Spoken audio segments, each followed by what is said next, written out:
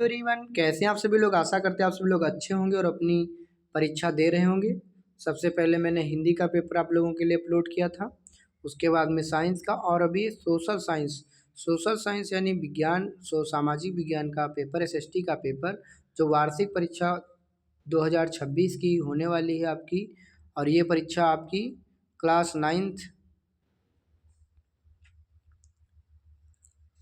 Ninth class के students के लिए बहुत ही बेहतरीन क्लास रहने वाली है। तो इसमें जो है आप लोग देखेंगे कि आप में सेम टू सेम क्वेश्चन मिलने वाले हैं। तो आप सभी साथियों से रिक्वेस्ट है कि वो सभी लोग वीडियो को बहुत अच्छे से देखें। तो चलिए, अगर आपको बैच परचेज करना है क्लास 10th के लिए, तो मैं आपको एक व्हाट्सअप नंबर दे रहा हूँ, इस पर आप संपर्क कर सकते हैं और अपना बैच परचेज कर सकते हैं। 739179 लास्ट में लिखा है, तो इस पर आप कॉन्टैक्ट करके अपने 10th की बैच ले सकते हैं और टॉपर बैच है वो। चलिए, पहला प्रश्न है आप सभी के साथ सामने। मसाई मारा राष्ट्रीय पार्क में स्थित है। मसाई मारा राष्ट्रीय पार्क में स्थित है यहाँ पर। तो इसका आंसर क्या हो जाएगा? तो केन्या में स्थित है। कहाँ स्थित है? केन्या में। अगला है, धगड़ किस राज्य का महत्वपूर्ण चरवाहा समुदाय है? धनगढ़ कह लीजिए। तो ये जो है महाराष्ट्र। कहाँ का है? महाराष्ट्र। अगला है, पादप भिन्नता में भारत का विश्व में कौन सा स्थान है? पादप भिन्नता में भारत का विश्व में कौन सा स्थान है? तो ये है 10वां। कौन सा है? 10वां। अगला देखते हैं, रॉयल बंगाल टाइगर कहाँ पाए जाते हैं? रॉयल बंगाल टाइगर पाए जाते हैं मैंग्रोव वनों में। वनों में यानी सुंदरबन में। किस पौधे की कलियां व जड़ें पाचन समस्याओं में लाभदायक होती हैं? तो ये होती हैं कचनार। कचनार की कलियां और जड़ें पाचन समस्याओं में लाभदायक होती हैं। अगला है, भारत के किस राज्य की जनसंख्या सर्वाधिक है? भारत के किस राज्य की जनसंख्या सर्वाधिक है? तो ये यूपी की, उत्तर प्रदेश की। क्षेत्रफल की दृष्टि से कौन सा राज्य सबसे बड़ा है? क्षेत्रफल की दृष्टि से राजस्थान राज्य सबसे बड़ा है। भारत सरकार द्वारा विस्तृत परिवार नियोजन कार्यक्रम की शुरुआत कब की गई? तो सन 1952 ईस्वी में इसका किया गया था।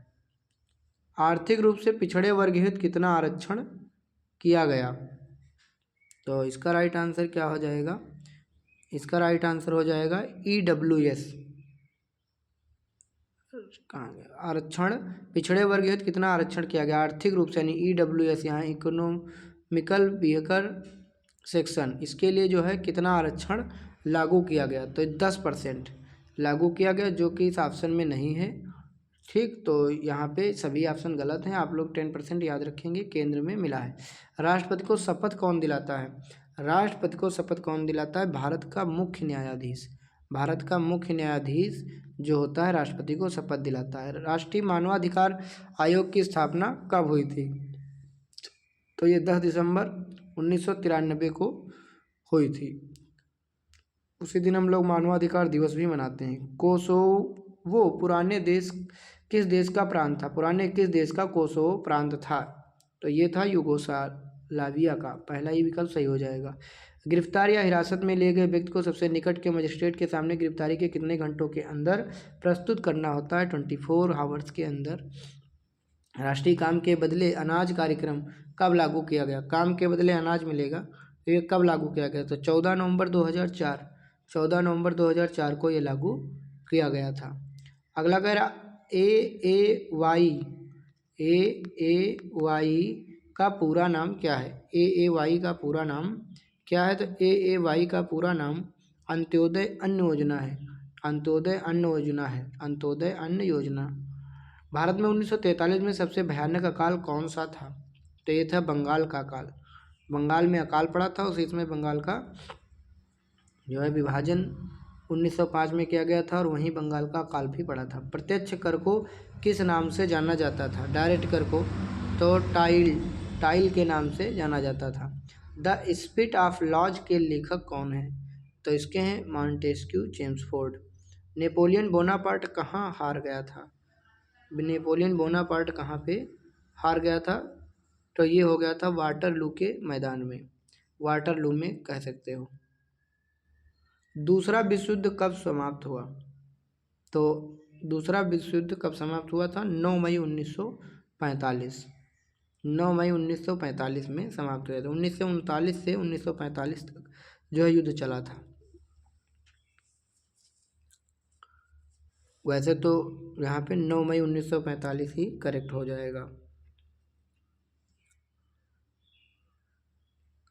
अगला देखते हैं, लोकसभा राज्यसभा की अपेक्षा क्यों शक्तिशाली है? शोषण के विरुद्ध अधिकारों पर प्रकाश डालिए। चलिए इनको बारी बारी से हम लोग आंसर देखेंगे।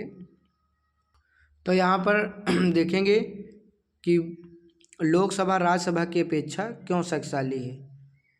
तो इसका राइट आंसर आप सभी के सामने, भारतीय संसदीय प्रणाली में लोकसभा को राज्यसभा की तुलना में अधिक शक्तियाँ प्राप्त हैं, जिसके मुख्य कारण निम्न हैं। बाकी वैसे तो राज्यसभा उच्च है, लोकसभा निम्न सभा है, लेकिन लोकसभा को ज़्यादा शक्तियाँ प्राप्त हैं। क्यों? क्योंकि लोकसभा में जनता का प्रतिनिधित्व होता है। लोकसभा के सदस्य सीधे जनता द्वारा मताधिकार के द्वारा चुने जाते हैं। लोकतंत्र में अंतिम शक्ति जनता के पास होती है, इसलिए उनके सीधे द्वारा चुने गए सदन का पलड़ा जो है भारी रहता है, इसीलिए लोकसभा ज़्यादा शक्तियाँ रखता है। मनी बिल, बजट या धन विधेयक केवल लोकसभा में ही पेश किए जाते हैं। राज्यसभा इसे केवल 14 दिनों तक रोक सकता है या सुझाव दे सकता है, लेकिन इसे खारिज नहीं कर सकता, पास ही माना जाएगा। ज्वाइंट सेशन, संयुक्त अधिवेशन, किसी सामान्य विधेयक पर मतभेद होने की स्थिति में दोनों सदनों की संयुक्त बैठक बुलाई जाती है। लोकसभा की सदस्य संख्या 545, राज्यसभा की 245 से दुगनी से भी अधिक है, इसलिए निर्णय आमतौर पर लोकसभा के पक्ष में ही होता है। मंत्रिपरिषद पर नियंत्रण, मंत्रिपरिषद यानी सरकार सामूहिक रूप से लोकसभा के प्रति उत्तरदायी होती है। यदि लोकसभा विश्वास प्रस्ताव पारित कर दे तो प्रधानमंत्री सहित पूरी सरकार को इस्तीफा देना पड़ सकता है, जबकि राज्यसभा के पास यह शक्ति नहीं होती है। तो चलिए अगला प्रश्न देखते हैं। यहाँ पर 21 नंबर तो हो गया। 21 नंबर का जो अथवा वाला था, शोषण के विरुद्ध अधिकारों पर प्रकाश डालिए। तो यहाँ पर अथवा वाला कर लेंगे, शोषण के विरुद्ध अधिकार पर प्रकाश। भारतीय संविधान के अनुच्छेद 23 और 24 के तहत शोषण के विरुद्ध अधिकार दिए गए हैं, जो समाज के कमजोर वर्गों की सुरक्षा करते हैं। 23-24 अनुच्छेद 23 ये कहता है, मानव तस्करी और बेगारी पर रोक। यह अनुच्छेद मनुष्यों विशेषकर महिलाओं और बच्चों की खरीद बिक्री, गुलामी और बिना वेतन के काम कराने यानी बेगारी पर पूरी तरह प्रतिबंध लगाता है। इसका उल्लंघन एक दंडनीय अपराध है। और बाल श्रम, अनुच्छेद 24 जो है बाल श्रम का निषेध है। इसके अनुसार 14 वर्ष से कम आयु के किसी भी बच्चे को कारखाने, खानों या किसी अन्य जोखिम भरे काम में नियुक्त नहीं किया सकता। इसका उद्देश्य बच्चों के बचपन और स्वास्थ्य की रक्षा करना है। तो ये हो गया शोषण के विरुद्ध अधिकार। अब हम लोग देखेंगे अगला क्वेश्चन नंबर 22। क्वेश्चन नंबर 22 है, अकाल से आप क्या समझते हैं? भारत में लोगों के स्वास्थ्य स्तर में क्या सुधार हुए हैं? इन दोनों में से किसी एक को करना है। तो यहाँ सबसे पहले अकाल देखेंगे।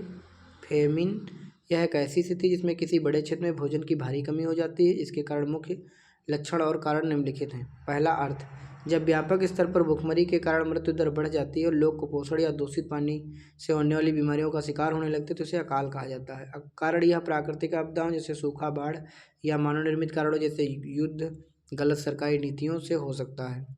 अगला ऐतिहासिक उदाहरण, 1943 का बंगाल का अकाल भारत के इतिहास का सबसे विनाशकारी अकाल था। इसमें लगभग 30 लाख लोग मारे गए थे। तो ये हो गया अकाल वाला आंसर। और इसका क्या था दूसरा, भुखमरी वाला भी हो गया। भारत में लोगों के स्वास्थ्य में क्या सुधार हुए हैं, ये भी हो गया। अब अगला देखते हैं खाद्य सुरक्षा। यहाँ पे खाद्य सुरक्षा का क्या अर्थ है, खाद्य सुरक्षा के कितने आयात हैं? भुखमरी से आप क्या समझते हैं? भारत में भुखमरी के कितने प्रकार हैं? क्वेश्चन नंबर 23 देखेंगे। खाद्य सुरक्षा का क्या अर्थ है? खाद्य सुरक्षा के कितने आयाम हैं? खाद्य सुरक्षा का अर्थ है कि सभी लोगों को हर समय सक्रिय और स्वस्थ जीवन जीने के लिए पर्याप्त, सुरक्षित और पौष्टिक भोजन तथा भौतिक और आर्थिक पहुंच प्राप्त हो। सरल शब्दों में इसका मतलब है कि देश का कोई भी नागरिक भूखा ना रहे। खाद्य सुरक्षा के मुख्य 3 आयाम हैं। पहला तो अवेलेबिलिटी यानी कि खाद्य की उपलब्धता। इसका अर्थ है कि देश में खाद्य उत्पादन, सरकारी अनाज भंडार और आयात के माध्यम से पर्याप्त भोजन उपलब्ध हो। खाद्य की पहुंच, एक्सेसिबिलिटी। इसका अर्थ है कि भोजन प्रत्येक व्यक्ति को आसानी से मिल सके, इसमें कोई बाधा ना हो। खाद्य की सामर्थ्य या वाहनीयता, अफोर्डेबिलिटी। इसका अर्थ है कि प्रत्येक व्यक्ति के पास अपनी भोजन संबंधी आवश्यकताओं को पूरा करने के लिए पर्याप्त मात्रा में और पौष्टिक भोजन खरीदने के लिए पर्याप्त धन होना चाहिए। भुखमरी से क्या समझते हैं? भारत में भुखमरी के प्रकार। भुखमरी वह स्थिति है जब किसी व्यक्ति को लंबे समय तक अपनी बुनियादी पोषण संबंधी आवश्यकताओं को पूरा करने के लिए भोजन पर्याप्त नहीं मिल पाता, या केवल भोजन की कमी नहीं है बल्कि खाद्य या सुरक्षा एक गंभीर अभिव्यक्ति है। भारत में भुखमरी दो प्रकार की, दीर्घकालीन भुखमरी या उन लोगों में होती जिनके पास कम आय के कारण लगातार मात्रा या गुणवत्ता के मामले में अपर्याप्त भोजन होता है, या गरीबी के कारण होता है और लंबे समय तक बनी रहती है। मौसमी भुखमरी सीजनल हंगर या खेती की कटाई और बुआई के चक्र से जुड़ी होती है। ग्रामीण क्षेत्रों में खेती की गतिविधियों के अभाव वाले समय में, शहरी क्षेत्रों में निर्माण कार्य जैसे अनिश्चित रोजगार के दौरान लोग इस प्रकार की भुखमरी का सामना करते हैं। इसके बाद में अगला क्वेश्चन देखेंगे यहाँ पे सरकार द्वारा, क्वेश्चन नंबर 24, वनस्पति एवं प्राणी जगत की सुरक्षा के लिए क्या कदम उठाए गए? आरक्षित वनों एवं संरक्षित वनों के बीच अंतर स्पष्ट कीजिए। 24 नंबर देखेंगे। 23 सरकारी यहाँ पे आ गया इसका आंसर। तो भारत सरकार ने देश की प्राकृतिक वनस्पति और वन्यजीव सुरक्षा के लिए महत्वपूर्ण कदम उठाए हैं, जो कि निम्नलिखित हैं। कानूनी ढांचा, सरकार ने भारतीय वन्यजीव संरक्षण अधिनियम 1972 को लागू किया, जिसके तहत वन्यजीवों के आवासों के संरक्षण, उनके शिकार पर रोक लगाने के कड़े नियम बनाए हैं। सुरक्षित वन क्षेत्रों की स्थापना, देश भर में वनस्पतियों एवं जीवों को सुरक्षित वातावरण प्रदान करने के लिए 100 से अधिक राष्ट्रीय उद्यान, नेशनल पार्क और 500 से अधिक वन्यजीव अभयारण्य, वाइल्ड लाइफ ये सेंचुरीज बनाए गए हैं। ठीक। परियोजनाएं, प्रोजेक्ट, संकटग्रस्त प्रजातियों को बचाने के लिए विशेष परियोजनाएं शुरू की गई हैं, जैसे प्रोजेक्ट टाइगर, प्रोजेक्ट एलिफेंट और प्रोजेक्ट राइनो। जैवमंडल निचय, सरकार ने पारिस्थितिक संतुलन बनाए रखने के लिए देश के विभिन्न हिस्सों में 18 जैवमंडल निचय स्थापित किए गए, सुंदरबन, नंदा देवी आदि। जागरूकता अभियान, सामाजिक वनिकी और वन महोत्सव जैसे कार्यक्रमों के माध्यम से लोगों को वृक्षारोपण और पर्यावरण संरक्षण के प्रति जागरूक किया जाता है। आरक्षित वनों एवं संरक्षित वनों के बीच अंतर, रिजर्व्ड फॉरेस्ट और प्रोटेक्टेड फॉरेस्ट। आरक्षित और संरक्षित, आरक्षित का मतलब ये वे वन हैं जिनमें सबसे अधिक मूल्यवान माना जाता है और इनका मुख्य उद्देश्य संरक्षण होता है, और ये वे वन हैं जिन्हें और अधिक नष्ट होने से बचाने के लिए सुरक्षा प्रदान की जाती है। आरक्षित में इनमें स्थानीय लोगों का प्रवेश और लकड़ी काटना या पशु चराना पूरी तरह प्रतिबंधित होता है। इसमें स्थानीय निवासियों को कुछ शर्तों और सरकारी अनुमति के साथ सूखी लकड़ी और चराई की छूट दी जाती है। कुल क्षेत्रफल, भारत के कुल वन क्षेत्र का आधे से अधिक भाग आरक्षित वन है। भारत के कुल वन क्षेत्र का लगभग 1/3 भाग संरक्षित वन है। अगला क्वेश्चन यहाँ पे देखेंगे, अफ्रीका में चरवाही पर एक संक्षिप्त नोट लिखिए, समानता के अधिकार पर प्रकाश डालिए। क्वेश्चन नंबर 25 देखेंगे।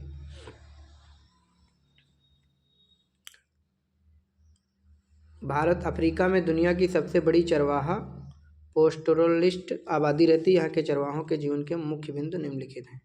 जनसंख्या और समुदाय, अफ्रीका की लगभग 2.25 करोड़ आबादी चरवाही गतिविधियों पर निर्भर, जिसमें मसाई, बेदुइन्स, बर्बेर्स, सोमाली, बोरान और तुर्काना जैसे प्रमुख समुदाय शामिल हैं। पशुपालन, ये लोग मुख्य रूप से गाय, बैल, ऊँट, बकरी, भेड़ और गधे पालते हैं। इनका मुख्य जीवन पूरी तरह से पशुओं से मिलने वाले उत्पादों से दूध, मांस, खाल और ऊन पर निर्भर होता है। आजीविका के अन्य साधन, चरवाही के अलावा ये लोग व्यापार, यातायात और कभी कभी छोटी मोटी खेती भी करते हैं ताकि अपनी आय बढ़ा सकें। भौगोलिक स्थिति, इनमें अधिकांश समुदाय अर्धशुष्क घास के मैदानों या सूखे रेगिस्तानों में रहते हैं, जहाँ बारिश कम होने के कारण खेती करना बहुत कठिन होता है। चुनौतियाँ, औपनिवेशिक शासन के दौरान इनके चरवाहों को कम कर दिया गया और इनकी आवाजाही पर प्रतिबंध लगा दिए गए, जिनसे इनके जीवन पर गहरा प्रभाव पड़ा है। अथवा समानता के अधिकार पर प्रकाश डालिए। समानता का अधिकार भारतीय संविधान के प्रमुख मौलिक अधिकारों में से 14 से 18 समानता का अधिकार आर्टिकल बताया गया है। कानून के समक्ष समानता, आर्टिकल 14, राज्य किसी भी व्यक्ति को कानून के समक्ष समानता या कानून के समान संरक्षण से वंचित नहीं करेगा, यानी कानून सबकी नज़र में बराबर है। 15 आर्टिकल कहता है धर्म, वंश, मूल, जाति, लिंग या जन्म स्थान के आधार पर किसी भी नागरिक के साथ भेदभाव नहीं किया जा सकता है। 16 कहता है आर्टिकल, अवसर, सरकारी नौकरियों या सार्वजनिक पदों पर नियुक्ति के मामले में सभी नागरिकों को समान अवसर प्राप्त होंगे। 17 कहता है छुआछूत, अनटचेबिलिटी को पूरी तरह समाप्त कर दिया गया है। इस किसी भी रूप में अभ्यास दंडनीय अपराध है। उपाधियों का अंत, 18 कहता है सेना और शिक्षा संबंधी सम्मानों को छोड़कर राज्य किसी भी प्रकार की अन्य उपाधियाँ, टाइटल नहीं प्रदान करेगा, जैसे कि राजा, महाराजा। अब आते हैं 26 नंबर क्वेश्चन देखते हैं यहाँ पे। न्यायपालिका के विषय में आप क्या जानते हैं? राष्ट्रपति के निर्वाचन और उसकी शक्तियों को समझाइए। 26 नंबर देखते हैं क्वेश्चन, ये आ गया 26। न्यायपालिका लोकतंत्र का तीसरा महत्वपूर्ण स्तंभ है, इसके प्रमुख कार्य और विशेषताएं निम्नलिखित हैं। तो स्वतंत्रता पहला, भारतीय न्यायपालिका का स्वतंत्र है, जिसका अर्थ है कि यह विधायिका लेजिस्लेटिव या कार्यपालिका एग्जीक्यूटिव के नियंत्रण में नहीं है। संरचना, भारत में एकीकृत न्यायपालिका है, सबसे ऊपर उच्चतम न्यायालय सुप्रीम कोर्ट, उसके नीचे उच्च न्यायालय हाई कोर्ट, सबसे नीचे जिला न्यायालय डिस्ट्रिक्ट कोर्ट होते हैं। सुप्रीम कोर्ट, हाई कोर्ट और डिस्ट्रिक्ट कोर्ट। संविधान का रक्षक, न्यायपालिका संविधान की व्याख्या करती है और नागरिकों के मौलिक अधिकारों की रक्षा करती है। विवादों का निपटारा, यह नागरिकों के बीच, नागरिकों और सरकार के बीच तथा केंद्र राज्य सरकारों के बीच होने वाले विवादों को सुलझाती है। अगला राष्ट्रपति का निर्वाचन अथवा में है। राष्ट्रपति का चुनाव जो है प्रत्यक्ष रूप से जनता द्वारा नहीं बल्कि एक निर्वाचन मंडल इलेक्टोरल कॉलेज द्वारा किया जाता है, एकल संक्रमण पद्धति द्वारा। इस मंडल में संसद के दोनों सदनों, लोकसभा राज्यसभा के निर्वाचित सदस्य और राज्यों की विधानसभाओं के निर्वाचित सदस्य एमएलए एमएलसी शामिल होते हैं। यह चुनाव आनुपातिक प्रतिनिधित्व प्रणाली के आधार पर गुप्त मतदान द्वारा होता है। राष्ट्रपति की शक्तियाँ क्या होती हैं? पावर, प्रधानमंत्री की नियुक्ति और उनकी सलाह पर अन्य मंत्रियों की नियुक्ति राष्ट्रपति ही करते हैं। राज्यपालों, राजदूतों और चुनाव आयुक्तों को भी नियुक्त करते हैं इलेक्शन कमीशन को। विधायी शक्तियाँ, संसद का सत्र बुलाना, उसे स्थगित करना, संसद द्वारा पारित किसी भी विधेयक को कानून बनाने के लिए राष्ट्रपति के हस्ताक्षर अनिवार्य होते हैं। सैन्य शक्तियाँ, राष्ट्रपति भारत की तीनों सेनाओं थल जल नभ के सर्वोच्च सेनापति होते हैं, सुप्रीम कमांडर। आपातकालीन शक्तियाँ, देश में युद्ध, बाहरी आक्रमण या सशस्त्र विद्रोह की स्थिति में राष्ट्रपति अनुच्छेद 352, 56 और 60 के तहत आपातकाल की घोषणा करते हैं। 352 राष्ट्रीय आपातकाल, 356 राज्य आपातकाल और 360 जो है वित्तीय आपातकाल लगता है। न्यायिक शक्तियाँ, राष्ट्रपति के पास किसी अपराध की सज़ा को कम करने या उसे पूरी तरह क्षमा करने की अनुमति यानी शक्ति होती है। अब देखते हैं यहाँ पर 27 नंबर क्वेश्चन, हिंद महासागर में की केंद्रीय स्थिति से इसे किस प्रकार लाभ हुआ है? भौतिक पूंजी अथवा मानव पूंजी में क्या अंतर है? फिर 28 देखेंगे, भारत में खाद्य सुरक्षा कैसे सुनिश्चित की जाती है? भारत के संविधान के निर्देश मूल्य कौन से हैं? विस्तार सहित लिखिए। तो यहाँ पर आपका आ गया 26 तो हो गया। 27, तो हिंद महासागर में भारत की स्थिति रणनीतिक रूप से बहुत महत्वपूर्ण है। इसके मुख्य लाभ निम्नलिखित हैं। व्यापारिक मार्ग, सबसे पहले देखेंगे भारत उन समुद्री मार्गों के केंद्र में स्थित है जो पश्चिम में यूरोपीय देशों को, पूर्व में एशियाई देशों जापान चीन आदि से जुड़ते हैं। इससे भारत को अंतर्राष्ट्रीय व्यापार में बढ़त मिलती है। संपर्क सुविधा, प्रायद्वीपीय स्थिति के कारण भारत अपने पश्चिमी तट से पश्चिम एशिया, अफ्रीका और यूरोप के साथ तथा पूर्वी तट से दक्षिण पूर्व के निकट संबंध बनाने में सक्षम है। सामरिक महत्व, भारत की लंबी तटरेखा 75-16 किलोमीटर इसे हिंद महासागर क्षेत्र में एक प्रमुख शक्ति बनाती है, जिससे सुरक्षा और निगरानी में आसानी होती है। संसाधन, हिंद महासागर के विशाल विशिष्ट आर्थिक क्षेत्र से भारत को मछली पकड़ने और समुद्री खनिजों जैसे मैग्नीज नोड्यूल्स को दोहन का अधिकार मिलता है। जलवायु, हिंद महासागर भारत की मानसून जलवायु को निर्धारित करने में मुख्य भूमिका निभाता है, जो देश की कृषि व्यवस्था का आधार है। अथवा वाला है ये। भौतिक पूंजी और मानव पूंजी में अंतर, यह उत्पादन के वे साधन हैं जो निर्जीव होते हैं, मशीनें, औजार, भवन और कच्चा माल। भौतिक पूंजी, मानव पूंजी मनुष्यों में निहित ज्ञान, कौशल, अनुभव और स्वास्थ्य का भंडार है। इसके स्वामी से अलग किया जा सकता है, इससे मशीन बेची जा सकती है। इसके स्वामी से अलग नहीं किया जा सकता, शिक्षा और कौशल व्यक्ति के अंदर ही होता है। गतिशीलता, या भौगोलिक रूप से गतिशील होती है, एक स्थान से दूसरे स्थान ले जाई जा सकती है, ये गतिशील नहीं होती है। समय के साथ उपयोग और इसका मूल्य कम हो जाता है, इसमें मूल्य बढ़ता है, कम नहीं होता। बुढ़ापे में थोड़ा कमी आ जाती है। इसके केवल निजी लाभ होता है, इससे सभी को लाभ होता है। 28 नंबर क्वेश्चन, भारत में खाद्य सुरक्षा कैसे सुनिश्चित की जाती है? तो पहला तो बफर स्टॉक है, भारतीय खाद्य अधिनियम फूड, यहाँ पर इंडियन फूड खाद्य निगम जो है भारत के माध्यम से किसानों के न्यूनतम समर्थन मूल्य एमएसपी मतलब मिनिमम और ये प्राइस पर गेहूं और चावल खरीदती है। इस अनाज का भंडार किया जाता है ताकि फसल खराब होने या आपातकालीन स्थिति में भोजन की कमी महसूस ना हो। यह कमी वाले क्षेत्रों और समाज के गरीब वर्गों में बाजार से कम कीमत पर अनाज पहुंचाने में मदद करता है। सार्वजनिक वितरण प्रणाली एफसीआई द्वारा खरीदे गए अनाज को सरकार राशन की दुकानों के माध्यम से वितरित करती है। गरीब परिवारों को बहुत ही कम दामों पर अनाज उपलब्ध कराया जाता है। अंत्योदय अन्न योजना यानी एफएसए, राष्ट्रीय खाद्य सुरक्षा अधिनियम जैसी योजनाओं ने इसे और अधिक प्रभावी बनाया है। अन्य सरकारी प्रयास एकीकृत बाल सेवाएं और स्कूलों में मध्याह्न भोजन, मिड डे मील जैसी योजना बच्चों में पोषण सुनिश्चित करती हैं। अथवा इसमें कहा गया था भारतीय संविधान के निर्देश मूल्य। तो यहाँ पर संप्रभुता, सबसे पहले भारत एक स्वतंत्र देश है, किसी भी बाहरी शक्ति का भारत सरकार नियंत्रण में नहीं है। समाजवाद, संपत्ति का वितरण समान रूप से होना चाहिए ताकि सामाजिक और आर्थिक समानता कम हो सके। सरकार जमीन और उद्योगों के स्वामित्व को इस प्रकार नीतित करती कि समाज को लाभ मिले। पंथ निरपेक्ष, नागरिकों को किसी भी धर्म को मानने की पूरी स्वतंत्रता। राज्य का कोई अपना आधिकारिक धर्म नहीं और सरकार सभी धार्मिक विश्वासों को सम्मान देती है। लोकतंत्र, शासन की एक ऐसी प्रणाली जहां लोग अपने शासकों को चुनते हैं और उन्हें जवाबदेह ठहराते हैं। यहाँ सभी को समान राजनीतिक अधिकार प्राप्त। शासन का प्रमुख राष्ट्रपति वंशानुगत न होकर लोगों द्वारा चुना जाता है। न्याय, नागरिकों के साथ उनकी जात, धर्म और लिंग के आधार पर भेदभाव नहीं किया जा सकता। स्वतंत्रता, नागरिकों को अपनी बात कहने, सोचने, विचारों को व्यक्त करने की आज़ादी है। समानता, कानून के समक्ष सभी व्यक्ति बराबर हैं। सरकार सभी को समान अवसर प्रदान करती है, किसी को बाध्य नहीं किया जा सकता। अब देखते हैं 29 नंबर।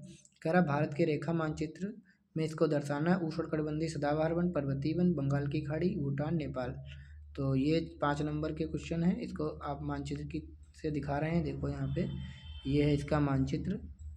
तो इसमें लिखा होगा काखंड, देखेंगे कहाँ पे है ये काखंड, उष्णकटिबंधीय सदाबहार वन और पर्वतीय वन। तो ये यहाँ पे कलर से दिखाया गया है। देखो उष्णकटिबंधीय सदाबहार वन, तो ये यहाँ पे है उष्णकटिबंधीय सदाबहार वन। और पर्णपाती वन, ये जो हरा हरा दिख रहा है ये सब पर्णपाती वन में आता है। गाखंड, बंगाल की खाड़ी यहाँ नीचे है। और घा, भूटान यहाँ पर है।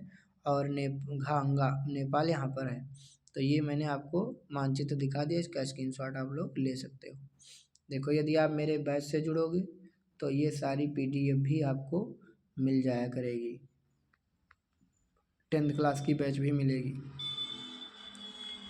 अगला यहाँ पर जो है ये उसका, ये देखिए का आखंड था और ये बाखंड है। इसको भी मानचित्र में दर्शाना है। का, खा, गा, घा, अंगा चिन्ह और इसके साथ में इसको दर्शाना है। तो ये भी आपको मानचित्र यहाँ पे मैंने दिखा रहा हूँ। देखिए पहला कहाँ गया, पहला क्या है इसमें, भारत के पश्चिमी घाट से पूर्वी घाट तक बहने वाली नदी का नाम चिन्ह द्वारा दर्शाइए। ठीक, तो ये इसका हो जाएगा, चिन्ह द्वारा यहाँ पे दर्शाया गया होगा।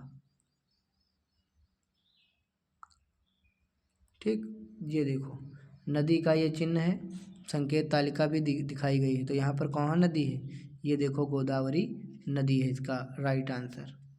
ठीक, और इसके बाद में अगला क्वेश्चन क्या था, राजस्थान के मरुस्थल का नाम लिखकर दर्शाना है। तो राजस्थान का मरुस्थल कहाँ गया, ये देखो राजस्थान का जो मरुस्थल है ये थार मरुस्थल है।